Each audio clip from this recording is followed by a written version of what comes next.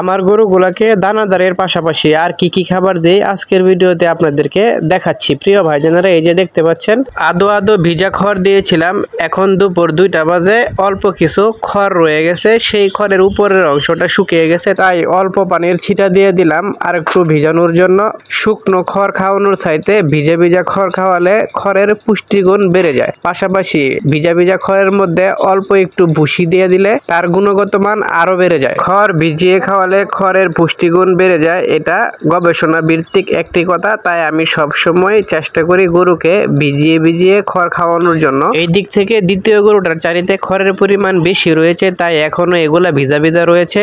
অল্প একটু ভুসি ছিটিয়ে দিলাম যাতে সম্পূর্ণ খড় সে খেয়ে ফেলতে পারে। এই কাজটা দেখতে সহজ, করতেও সহজ, ফলাফল অত্যন্ত ভালো। তারপরেও অনেক খামারি ভাইজানেরা আলসামির জন্য এই কাজটা করতে চান না। তবে এটা নিশ্চিত খামার করতে হলে কিংবা গরু লালন পালন করতে হলে কষ্টটা স্বীকার করে নিতে হবে। এখন চলে যাব পাশের ঘরে। পাশের ঘরের গরুগুলোকে কিভাবে খাবার দেই এটা আপনাদেরকে দেখাচ্ছি। অর্ধেক বালতি পানি নিয়ে আসলাম এবং সেই পানিতে মিক্স করতেছি চিটাগুড় কিংবা লালি। কেন চিটাগুড় মিশাচ্ছি আগেই বলেছিলাম, শুকনো খড় খাওয়ানোর চাইতে পানি মিশ্রিত ভিজা ভিজা বন খাওয়ানো ভালো। যদি পানির সাথে চিটাগুড় মিশ্রিত খড় খাওয়ান সেই ক্ষেত্রে উত্তম। যেই ভাইজানেরা নিয়মিত আমার ভিডিও দেখেন ওনারা নিশ্চয়ই জানেন আমার এই ঘরের গরুগুলা বাহিরে থাকে এবং বাহিরে রেখে এই গরুগুলা লালন পালন করা হয়। এখন যেহেতু দুপুর গড়িয়ে বিকাল, রাতের খাবারগুলা রেডি করে রাখতেছি তাদের জন্য।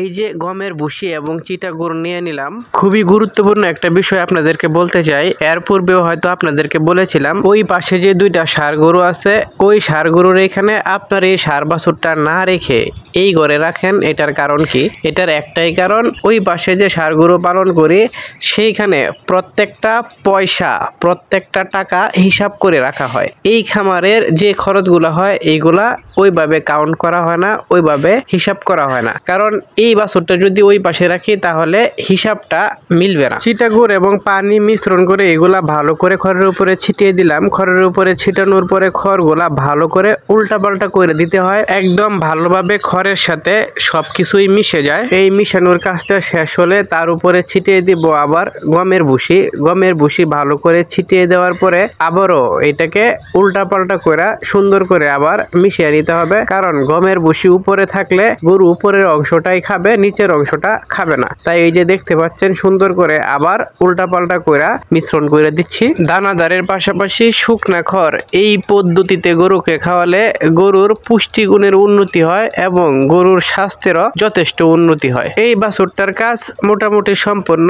এখন বাহিরে যে গরুগুলা আছে এই গরুগুলা সন্ধ্যার সময় যখন ঘরে উঠাবো, এরপরে যে শুকনা খড়গুলা খাবে সেই শুকনা খড়গুলাকেও প্রসেসিং করে রাখতেছি যাতে রাতের বেলায় তারা শুকনা খড় না খেয়ে এই ভিজা ভিজা খড়টা খায়। একই উপায়ে কাজগুলা করা হলো। প্রথমে চিটাগুড় মিশ্রিত পানি খড়ের উপরে দিয়ে দিলাম এবং খড়গুলা ভালো করে উল্টা পাল্টা করে দিচ্ছি। খড়গুলা ভালো করে উল্টা পাল্টা করা হলে এই খড়ের সাথে গমের ভুসি মিশ্রণ করে দিব।